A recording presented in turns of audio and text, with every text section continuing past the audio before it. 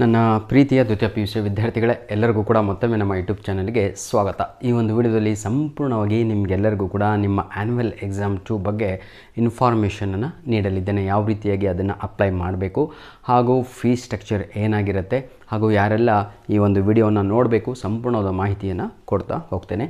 ಬನ್ನಿ ವಿದ್ಯಾರ್ಥಿಗಳೇ, annual exam 2 second year PUC for this academic year 2025-26 ಅಂತ ಇದೆ ಅಲ್ವಾ ಮೇಲ್ಗಡೆ, ಇದು ಆ ವಿದ್ಯಾರ್ಥಿಗಳಿಗೆ ಮಾತ್ರ ಆಗಿರುತ್ತೆ.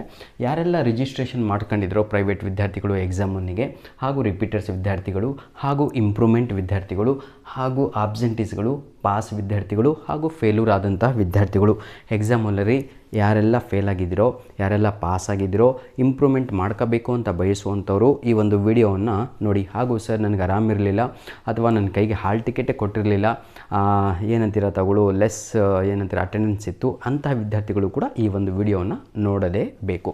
ಹಾಗೂ ಇಂಪ್ರೂವ್ಮೆಂಟ್ ಅಂತ ಇದೆ, ಅಂದರೆ ಇಂಗ್ಲೀಷಲ್ಲಿ ಒಂದು 50 ಮಾರ್ಕ್ಸ್ ಬಂದಿರುತ್ತೆ. ಸರ್ ನಾನು ಏನಾದರೂ ಮಾಡಿ ಒಂದು 60 ತಗೋಬೇಕು, 70 ತಗೋಬೇಕು ಅಂತ ಐಡಿಯಾ ಮಾಡಿದವರು ಅಥವಾ ಡಿಸೈಡ್ ಮಾಡಿದವರು ಈ ಒಂದು ವಿಡಿಯೋವನ್ನು ನೋಡಿ.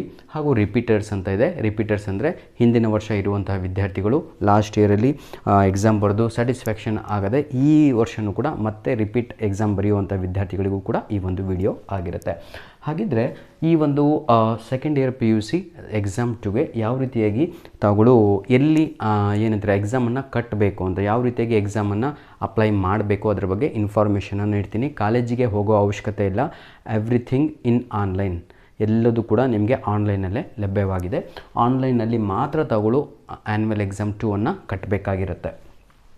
Permission not required from your colleges, ಅಥವಾ ಯಾವುದೇ ಕಾಲೇಜ್ ಆಗಿರ್ಬೋದು, ನೀವು ಓದ್ತಾ ಇರ್ಬೋದು, ಅಥವಾ ಪ್ರೈವೇಟು ರಿಪೀಟರ್ಸು ಯಾರೇ ಆಗಿರ್ಬೋದು, ಯಾರಿಗೂ ಕೂಡ ಏನು ಬೇಡ ಹೇಳಿ, ಯಾವ ಕಾಲೇಜಿನ ಪರ್ಮಿಷನ್ ಅವಶ್ಯಕತೆ ಇಲ್ಲ. ಡೈರೆಕ್ಟಾಗಿ ತಾವುಗಳು ಎಕ್ಸಾಮ್ 2ಗೆ ಅಪ್ಲಿಕೇಶನನ್ನು ಸಲ್ಲಿಸ್ಬೋದು.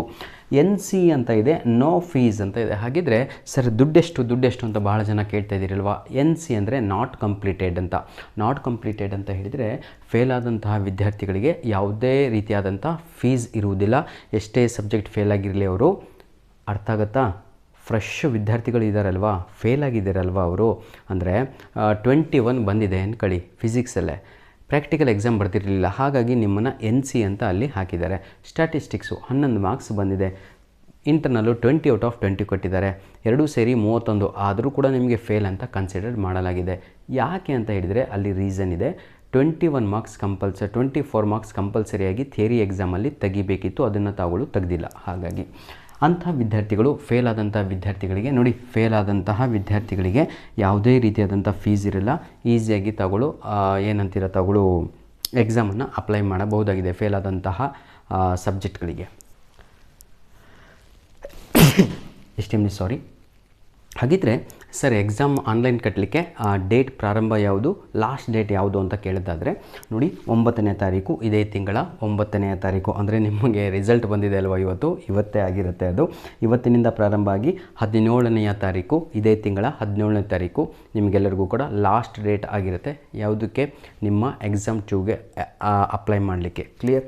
ನೆಕ್ಸ್ಟು ಸರ್ ಒಂದು ಸಬ್ಜೆಕ್ಟು ನಾನು ಫೇಲ್ ಆಗಿದ್ದೀನಿ, ಅದಕ್ಕೆ ದುಡ್ಡು ಕಟ್ಟಬೇಕು ಅಂದರೆ ಎಷ್ಟು ಅಂತ ತಾವುಗಳು ಕೇಳೋದಾದರೆ, ಫೇಲ್ನವರಿಗೆ 0 ರೂಪೀಸ್ ಅಲ್ವಾ.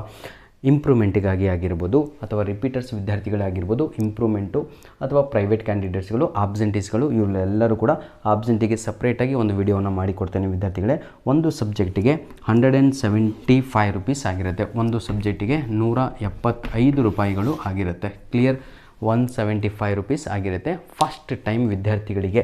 ಫಸ್ಟ್ ಟೈಮ್ ಅಂತ ಹೇಳಿದರೆ ನೋಡಿ, ಫಸ್ಟ್ ಟೈಮ್ ಅಂತ ಹೇಳಿದರೆ ಮೈ ಡಿಯರ್ ಚಿಲ್ಡ್ರನ್, ಈ ವರ್ಷ ತಾವುಗಳು ಎಕ್ಸಾಮನ್ನು 1 ಇದೇ ಮೊದಲನೇ ಬಾರಿಗೆ ಬರೆದಿದ್ದು. ಸೆಕೆಂಡ್ ಇಯರ್ PUC ಎಕ್ಸಾಮ್ 1 ಇದೇ ಫಸ್ಟ್ ಟೈಮಿಗೆ ಜೀವನದಲ್ಲಿ second year PUC exam first time ಬರೆದಿದ್ದರೆ, ಅಂಥ ವಿದ್ಯಾರ್ಥಿಗಳು ಇಂಪ್ರೂವ್ಮೆಂಟಿಗಾಗಿ ಬರೀತಾ ಇದ್ದರೆ ನಿಮಗೆ ಒಂದು ಸಬ್ಜೆಕ್ಟಿಗೆ 175 ರೂಪೀಸ್ ಇರುತ್ತೆ, ಸಿಂಗಲ್ ಸಬ್ಜೆಕ್ಟಿಗೆ. ಕ್ಲಿಯರ್? ಹಾಗಿದ್ದರೆ ಸೆಕೆಂಡ್ ಟೈಮ್ ಯಾರಾದರೂ ಎಕ್ಸಾಮ್ ಬರೀತಾ ಇದ್ದರೆ, ಸೆಕೆಂಡ್ ಟೈಮ್ ಅಂದರೆ ಲಾಸ್ಟ್ ಇಯರ್ ವಿದ್ಯಾರ್ಥಿಗಳು ಯಾರಾದರೂ ಇಂಪ್ರೂವ್ಮೆಂಟಿಗಾಗಿ ಎಕ್ಸಾಮ್ ಬರೀತಾ ಇದ್ದರೆ ಅವರಿಗೆಲ್ಲ ಒಂದು ಸಿಂಗಲ್ ಸಬ್ಜೆಕ್ಟಿಗೆ 350 ರೂಪೀಸ್ ಇರುತ್ತೆ. 350 ರೂಪೀಸ್ ಯಾರಿಗೆ?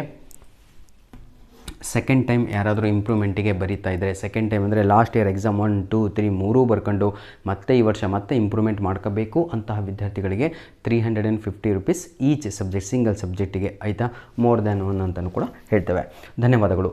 ಇನ್ನೊಂದು ಮುಖ್ಯವಾದ ವಿಷಯ ನಿಮಗೆಲ್ಲರಿಗೂ ಕೂಡ ಹೇಳಬೇಕಿತ್ತು, ನಿಮ್ಮ ಆ್ಯನ್ಯುವಲ್ ಎಕ್ಸಾಮ್ 2 ಟೈಮ್ ಟೇಬಲ್ ಮತ್ತೆ ರಿವೈಸ್ ಆಗಿದೆ. ಯಾಕಂದರೆ ರಿಸಲ್ಟ್ ಸ್ವಲ್ಪ ತಡವಾಗಿ ಬಂದಿದ್ದಕ್ಕಾಗಿ, ಹಾಗೂ ನೀಟ್ ಎಕ್ಸಾಮ್ ಬಹಳ ಜನ ವಿದ್ಯಾರ್ಥಿಗಳಿಗೆ CET ಎಕ್ಸಾಮನ್ನು ಬರೀತಾ ಇದ್ದೀರಾ, ಅಂದರೆ KCET ಎಕ್ಸಾಮನ್ನು ಬರೀತಾ ಇದ್ದೀರಾ, ಕಾಮನ್ ಎಂಟ್ರೆನ್ಸ್ ಟೆಸ್ಟ್ ಎಕ್ಸಾಮು.